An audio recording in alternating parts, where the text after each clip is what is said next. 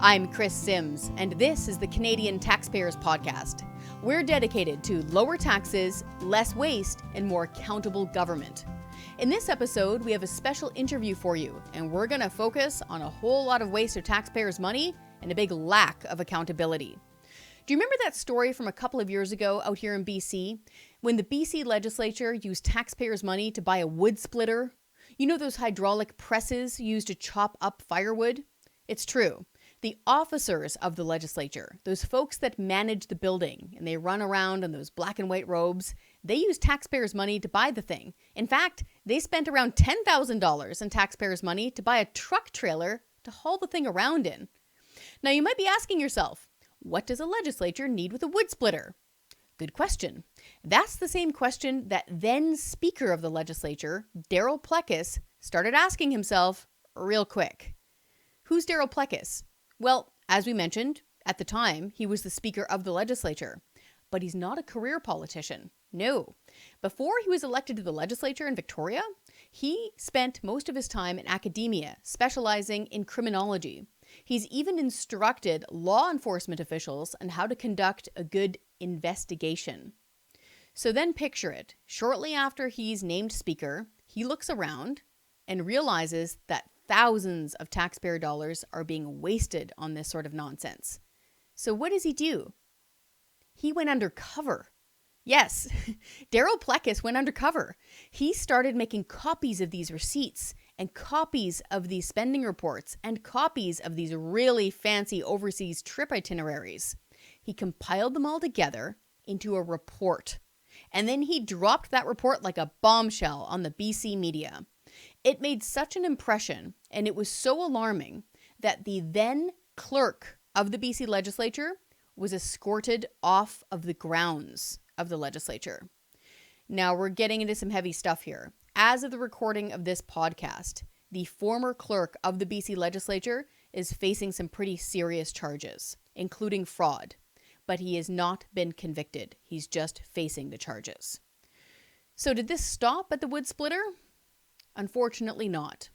The report that Darryl Plecas put together has some damning allegations. Spending on things like fancy overseas trips, including spending sprees through their local gift shops, hundreds and hundreds of dollars spent on fancy luggage, thousands of dollars spent on fancy cameras, and really weird stuff, like a whale watching trip that was then claimed as tsunami awareness training. How did spending like this happen at the BC legislature? Why was so much of our money wasted on this nonsense? And what can we do to prevent it in the future? We spoke with former Speaker of the legislature, Darryl Plecas. So let's find out. Mr. Plecas, wonderful to speak with you today.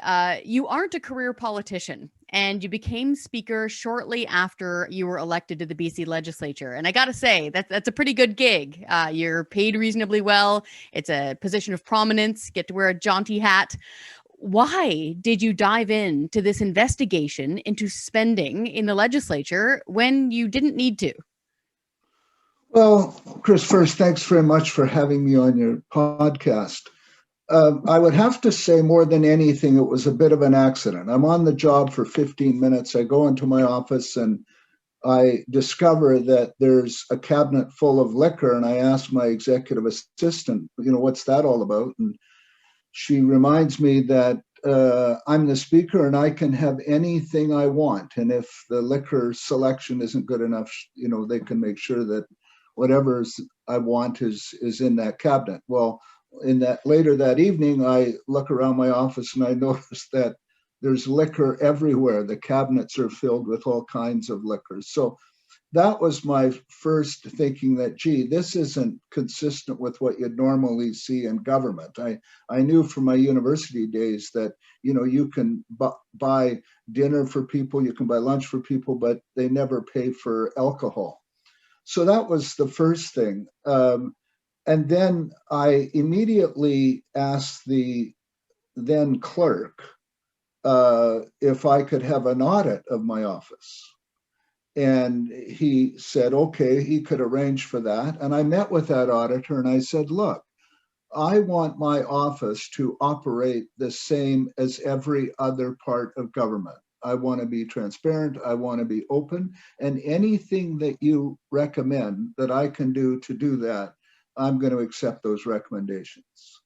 So off he went. I met with him about a month later for him to tell me about the kinds of things he was concerned about. And then he went back to the clerk, and the clerk was the person who organized that auditor. Well, I never saw him again.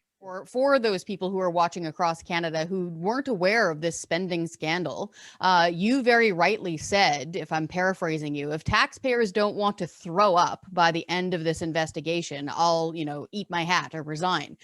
We definitely did want to throw up. It was absolutely sickening.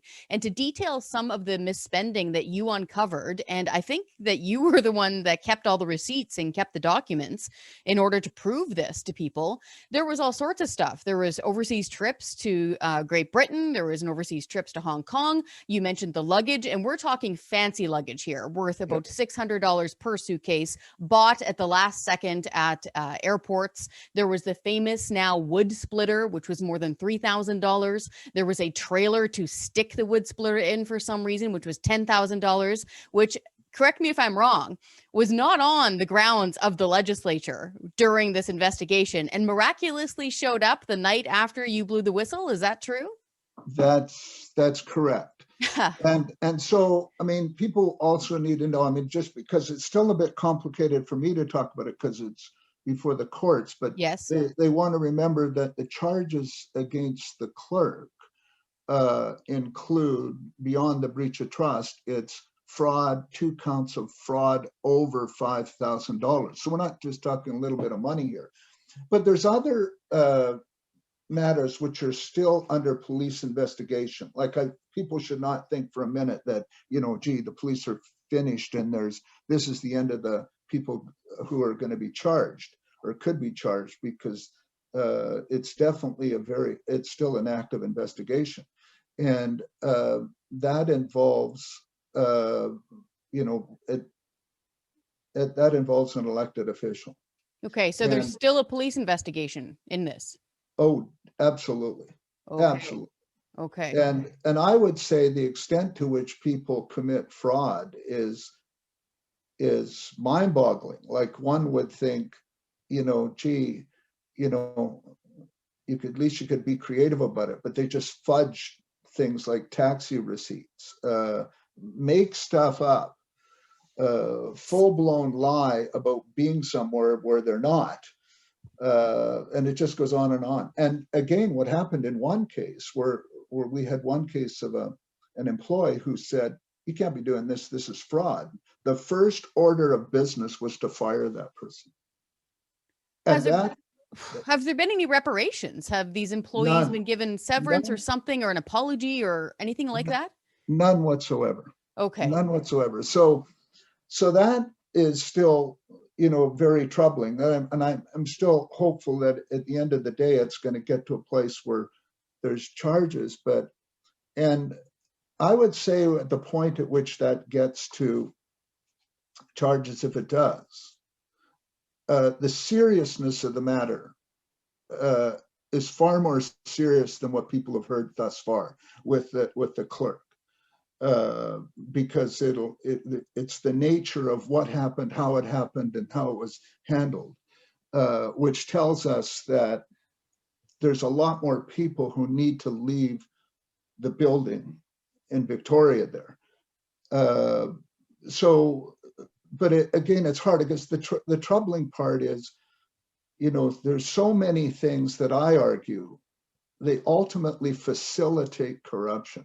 It's just a whole series of the way business is done, from the structures to the practices, the policies, and it's all aggravated yet further because when we elect people to office, we expect them to have a strong moral compass, because so many things they can do, we just can never be privy to. They can have conversations in the hallway. They can do all kinds of things, and they can bury it under in-camera meetings. Yes. They can, and ask me if I'm sick of those, because what happens in camera, and then you say, well, I can't talk about that. That was in camera. and can say all manner of things, and do all kinds and pass all kinds of decisions, and the people who are looking at it from the outside, just don't have an awareness of this. You can even have situations, as I know you've called for, like expenses should be public. Yes. Should be transparent. Well, I'm saying some of my explorations and finding with respect to fraud was simply observing what was public information online. But because the average person would look at that and wouldn't be privy to thinking through, well, what's really going on here? So I'm saying, even though you have all these things in place and protections and safeguards and policies, it still demands at some level that you have people who have a strong moral compass, because otherwise, you can pretty much do whatever they want with a wink and a nudge, failing to do things. That's the other thing I found that works well. You just ignore it, which is what they tried to do to me over and over again. You have IT systems which are so antiquated that if you came along and said, I want to know what's going on there, and ask for access, they'd come back and say, well, Kris, I'm sorry, our system doesn't allow us to give you that information. It's not capable of doing that. You just throw up your arms when you know that all of these things are going on and have been going on for so long. And you have to ask the question, well, who is guarding the fort? Like, why weren't people paying attention? We have similar situations in Ottawa. I'm from BC, but I worked in Ottawa on Parliament Hill for around 17 years. And I must say, coming back here home, I was struck by the lack of transparency and accountability at the legislature, like jaw-droppingly. When I worked on Parliament Hill, the ethics commissioner literally told people, don't accidentally take a pen from a journalist or a staffer or vice versa, or we could consider that to be a gift and influence. Dead serious. That's Wow. how clear they were. And so if you're working with expenses or anything like that, it all has to be completely public. It is posted on the internet, both the expense form and the receipt, so they can see exactly where the minister stayed at the hotel, what they ate. And as you pointed out, you can't expense booze. Like, these are all really now no-brainers at the federal level. And when you get back here and you realize that that isn't happening, and even if you wanted to put in a freedom of information request in the clerk's office or the sergeant at arms or the speaker, you can't. They're not FOIable, not one bit. It's absolutely appalling, and it's just hard to believe that it's allowed to continue. I mean, the other thing I've noticed, that the efforts that people go to prevent people from knowing, even if it is supposed to be public. Like, the one argument that was made by politicians was on hotels. Well, we can't have people knowing where we're staying. That has to be blacked out on anything that's public, because that's information. It could be a security threat. Like, there's all kinds of things. Like, after the fact, no, it can't. I know, and I'm thinking to myself, well, we're crying out loud. People know where your office is. They know where your home is. Like, yes. But so you have to say, well, what else are you trying to do? Exactly. It's just, for me, I would say, when I looked at it all, I thought, like, I cannot believe this is happening. I cannot believe it's happening. And again, the hardest part is where it needs organizations like yours to go in full blast and say, stop it, stop the presses. Yes. And I hope more Canadians will, see how important it is that we have organizations such as yourself to do this. Because if we don't have you yelling and screaming from the rafters, the next question is, then who? Then who? And right now, I can tell you that's almost nobody. It's just crazy stuff. Now, hopefully it'll be a bit corrected once the whole, all of these charges and that are finished being dealt with. But But one thing I would say is that people miss too, is like we've introduced, so many different policy changes with regard to vacation, gift policies, spending policies, which, were in place 20 years ago in Ottawa.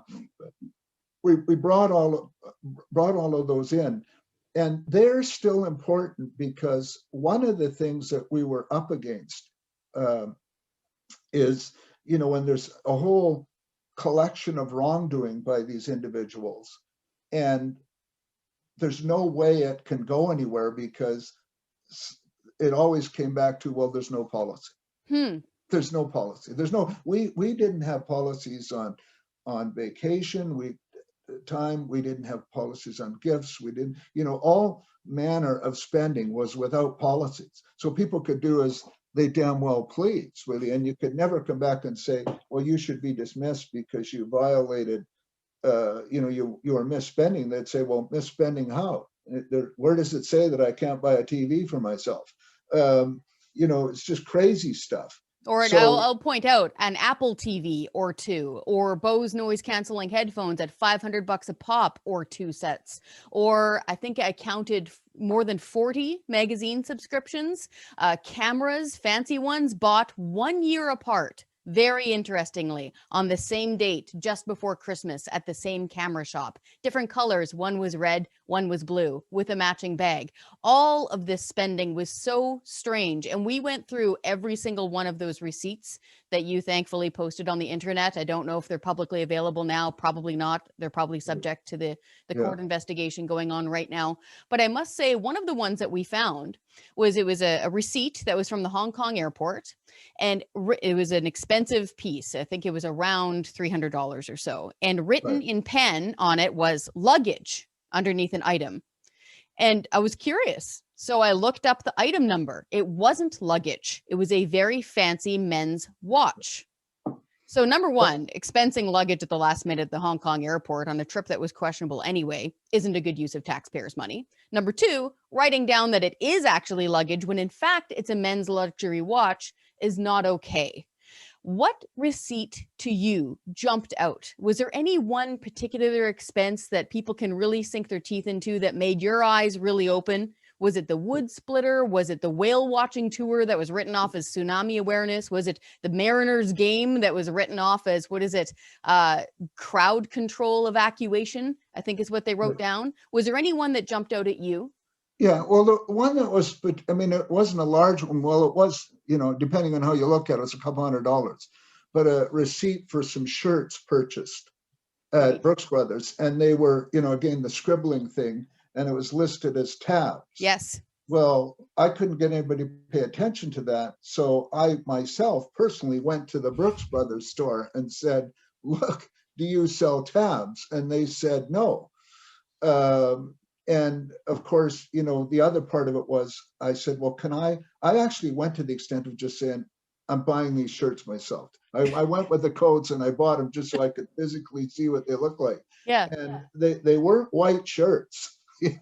No, we phoned after you mentioned that. I called the store, and it's true. I got to thank you for that diligence you did on the Hong Kong thing and looking at the receipt number, because you got to feel good about that because nobody else did. I must say, after I found the item number and looked up what kind of a watch it was, we just so happened to have like a fancy watch expert as part of our team. It's something she's really into. And so I sent a picture of it and said, have you seen this anywhere else? Yes, it looks a lot like the watch that was being worn during the exit interview, that big press conference that was happening in Victoria when they were all answering questions. Looks a lot like that. We haven't yet gotten an answer on that as to whether or not that money's been paid back. Do you know? Has any of this money been paid back? Well, to my knowledge, none of it has been being paid back. But then I guess we'll just have to wait to see what happens from the court proceedings. But again, this is where it gets complicated, because somebody could say, well, you didn't have a policy. And did you have a policy that says I couldn't buy that watch? Well, again, my argument would be is that it's still grossly inappropriate. Yes. Because when did we start buying watches for employees? And even if we were, why are we buying expensive watches? Employees, I might add, who are paid more than $340,000 per year as a salary. Highest paid in Canada. By a country mile. At the time, I believe that clerk's position was being paid more or about the same as the Prime Minister of Canada. Yeah. Odd. One of my favorite, a lifetime appointment. Go ahead, a lifetime appointment, exactly. Yeah. One of the things I found quite curious was the reasoning, the excuses behind some of these receipts. One of the ones that jumped out at me, apart from the, yes, having a whale watching tour and saying it was tsunami awareness preparedness, that was from your second report, and the baseball game, that was odd, but it was with the luggage. It was when they tried to explain that they were trying to build a communal pool of luggage for MLAs to be able to use in a pinch for overseas travel, because apparently they aren't able to find suitcases on their own. Which reasoning bit made your eyebrows arch the most? What excuse made you go, really? Yeah, well, I can recall on a trip that in, I think 9 or 10 MLAs, we went to Taiwan.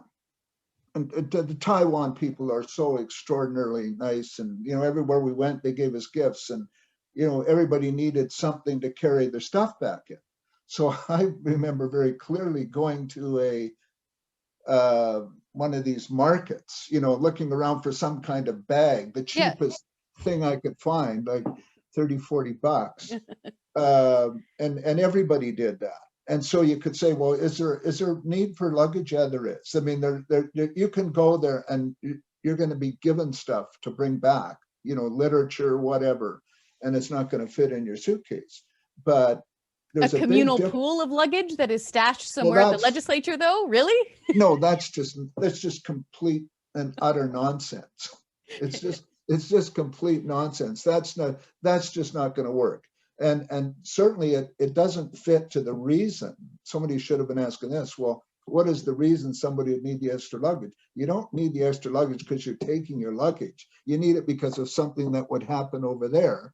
And then at which point you say, well, I'm going to hunt around and find the cheapest thing I can find to bring the stuff back in. So, like a normal person would if you're spending your own money. Exactly. Yeah, if you're spending your own money too, because you're thinking like, I don't really need this. But when you're buying luggage sets that are, or you're buying luggage as often as the clerk did, which was a lot. A lot. A lot of luggage. But now I have to ask you about the wood splitter. Okay. Yeah. I'm a rural girl. I've used wood splitters with my family before to put up wood for the entire year.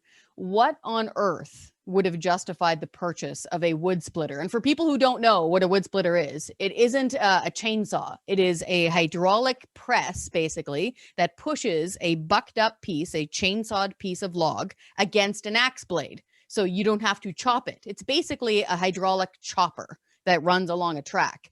And This one was pretty fancy. It was around $3,500. What on earth would a legislature need a wood splitter for?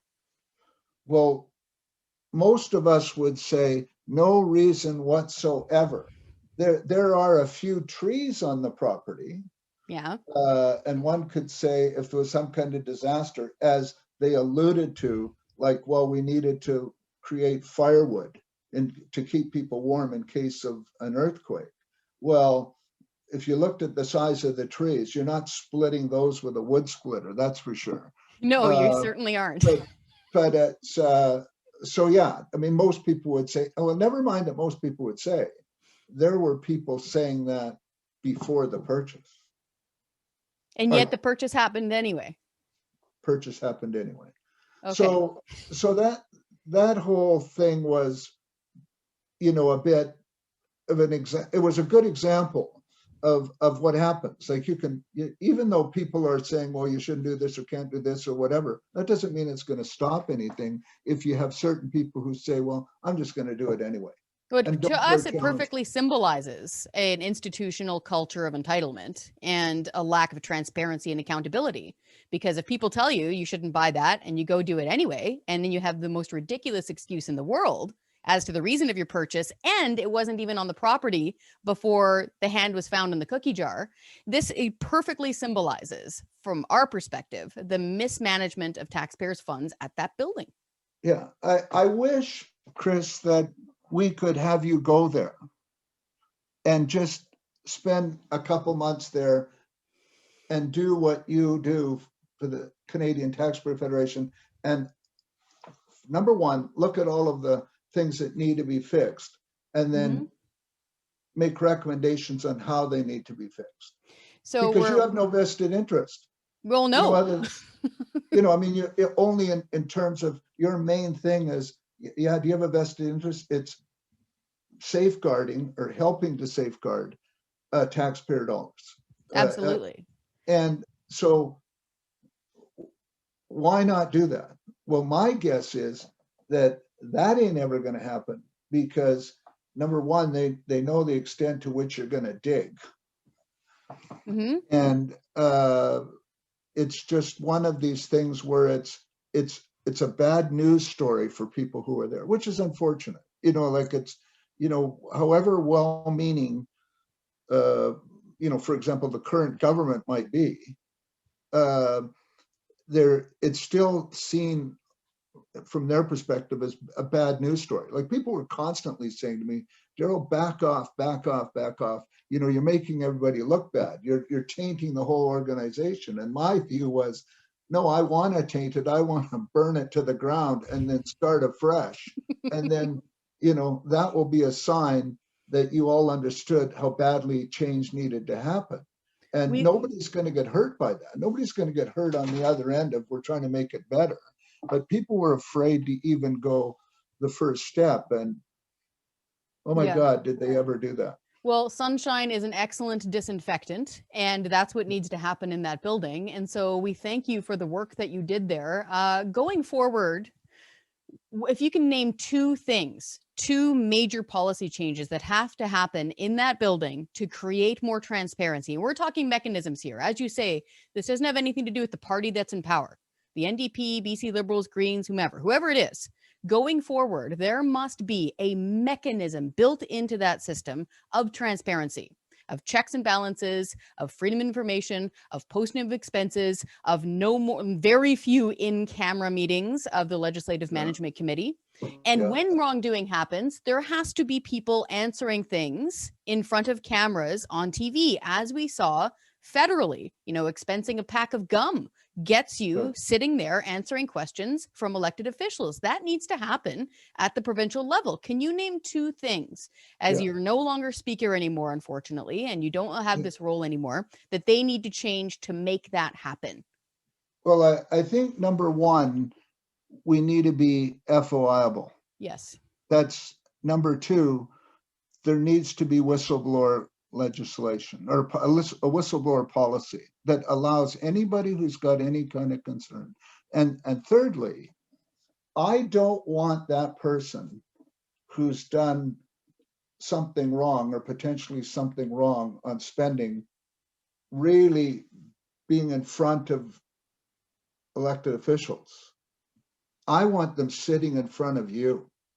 I want them sitting in front of somebody who's independent, and of course, with the provisions that, you do the review. If there's nothing, it's always confidential at the beginning, because, the last thing you ever want is somebody's wrongly accused of something. Nothing could be worse than that. Yes.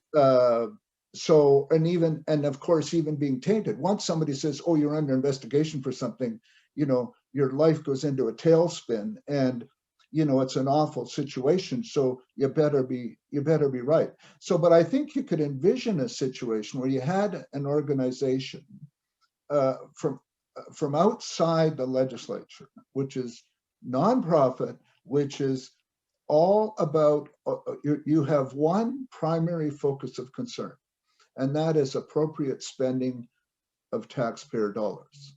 So if we all can agree to that's a good idea, and I think why wouldn't you? It's motherhood and apple pie. It's a great thing. Go for it. And we trust you to do it in a proper way, because if it's not done in a proper way, well, then you're the ones who are going to suffer for it. So, and you're not going to let that happen. No. So it just seems to me it's not complicated here. It's not rocket science. It's like we would expect to happen, like we say, oh, we need an independent review by a court, or like we want an independent review by the retired Chief Justice of the Supreme Court of Canada. Well, yeah, but I want that review by the retired Chief Justice of the Supreme Court of Canada, where I'm not placing limits. I'm not saying what she can see and what she can't see. I'm interested in the pursuit of truth and getting to the bottom of the issue. Why not set up a truly independent auditor general with an ethics commissioner and a whistleblower team? And that is their job. They are a team of watchdogs, both for the provincial level, and frankly, we need them for city level too. We've been calling for this now for a couple of years. Why not simply have a nice, robust, transparent, thorough, and professional office that deals with this all the time? Yeah, it's such a wonderful idea. It would be so good to have that. But I would be very surprised if any elected body would be interested in seeing that happen, because they would say, you're going to dig something up and we're going to look bad at some point. Unfortunately, rather than say, like I said the very first day I got there as speaker, I said, I don't care that I'm FYBO. As far as I'm concerned, anybody has anything they want to know about what I'm doing or spending, like, have a look. Like, I'm not keeping anything from anyone. Mm-hmm. And I managed to go through the whole exercise without despite all of the scandal and everything, there was of no negative consequence to me. Like, it's not like they can't do it. But at some point, again, and it's complicated right now to talk about it, but when it's over, we can talk about it, because I have identified at least 30 things that happen at the legislature which facilitate corruption. And most of those things are not things people would really think to look at, or they'd think, oh, that's a great thing, that's a wonderful thing. Well, no, it isn't. I mean, it depends how you look at it. But it's probably better to be talking about those things down the road after, the charges have moved along, and the police are completely finished.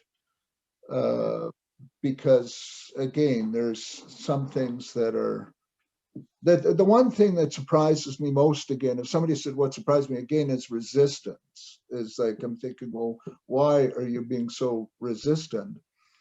And the lackadaisical attitude people have towards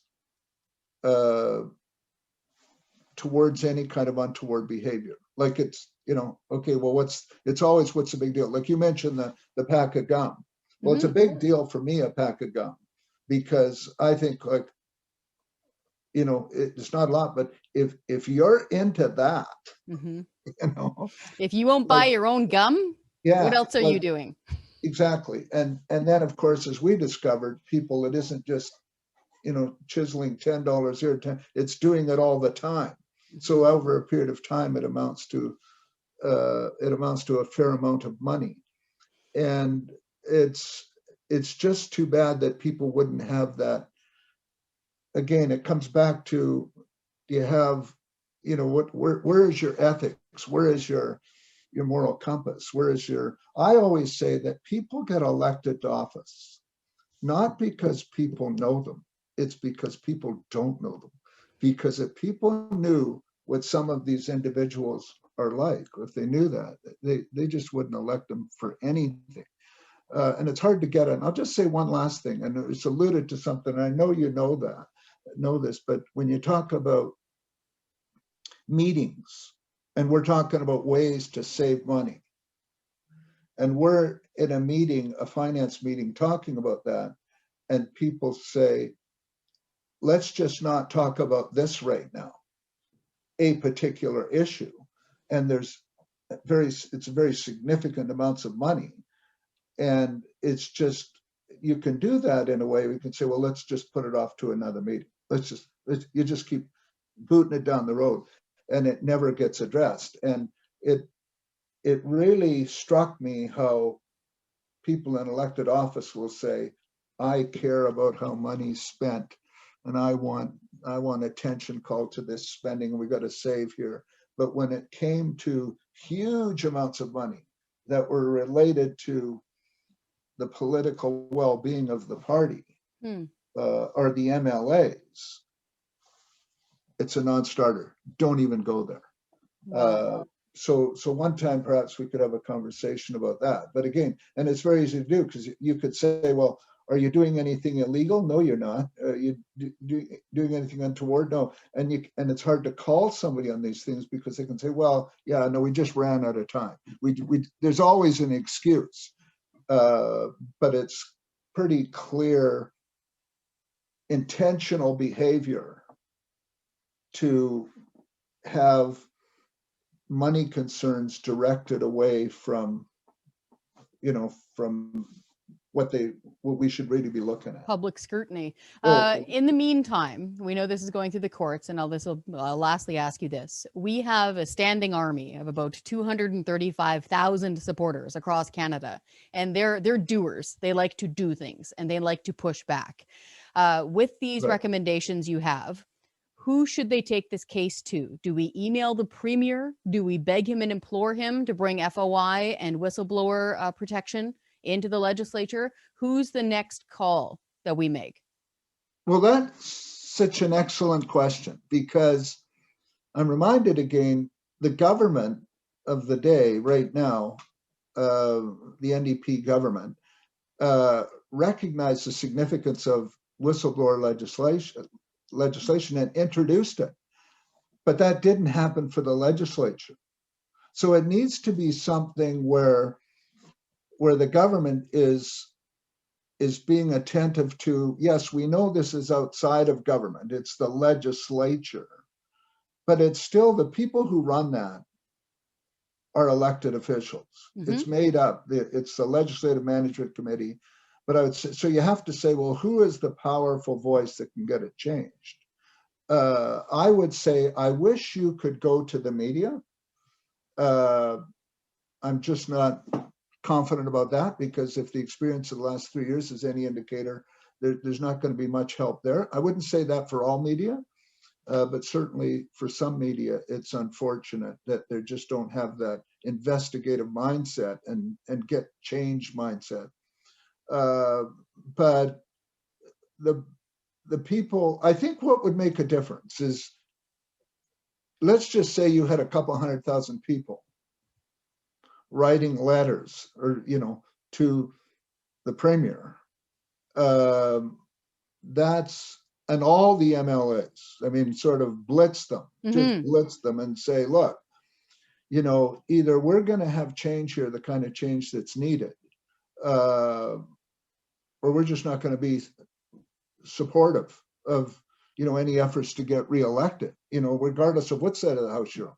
And I think you have to say it to both, both the government and opposition, because I think they do respond to that. Like, whoa, this is building a momentum here. Like I always say, we've been through a number of significant, much needed social changes with respect to the treatment of women, the treatment of people and various minorities, and of course the Black Lives Matter. All of this is incredibly important. And I'm thinking one of the things which is coming up is the behavior of elected officials and the way they treat, they treat the public, and the way they abdicate their responsibilities. Now, of course, much of that should have been obvious by what's happened in the U.S. That wasn't a very good situation there, but I think a relentless assault on the failure to do things is what's needed. Remembering, like, one of the things I called attention to, you might remember from my final report, was an issue where a woman was mistreated. And I called for that to be investigated, and they moved heaven and earth to bury that. never saw the light of day. And I'm thinking to myself, how is this remotely possible? In a place where they literally make law and where law must be where they equal. make law, and you don't need to be living, even if you're living under a rock, you'd understand that, that anyone who's mistreating employees and women is like, this just isn't on.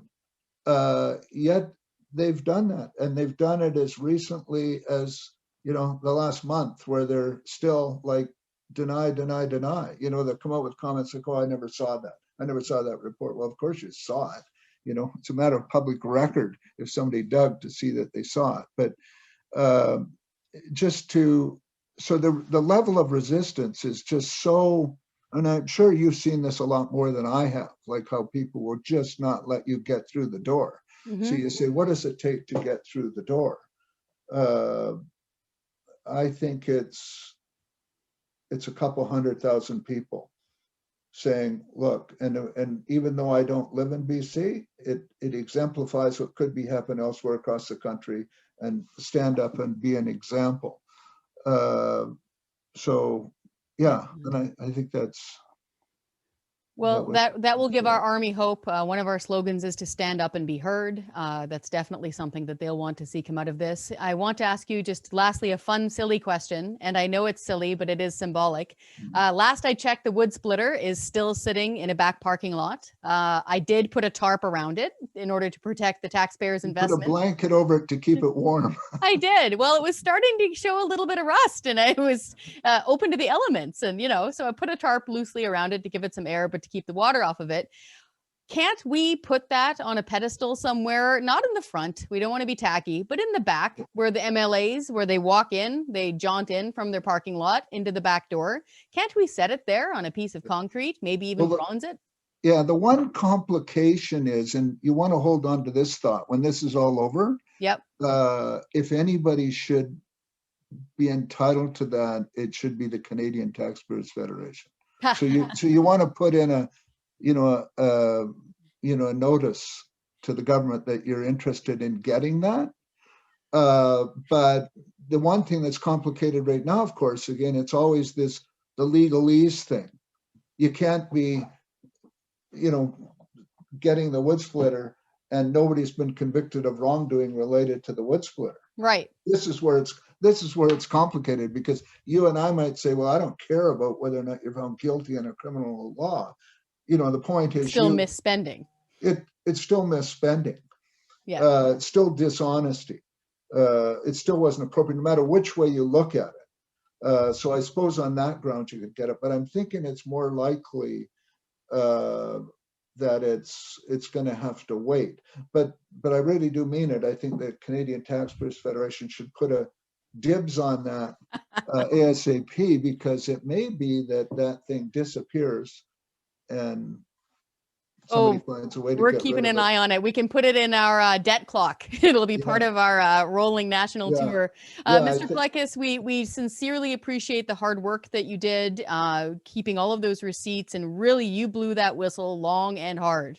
And taxpayers appreciate it. And I'm sure this won't be the last time we're talking. We're looking forward to next time, and hopefully we'll have some good news for taxpayers by then. Thank you, Kris. And again, thank you for all that you and your organization does for Canadians. It's awesome. Thank you. Much needed.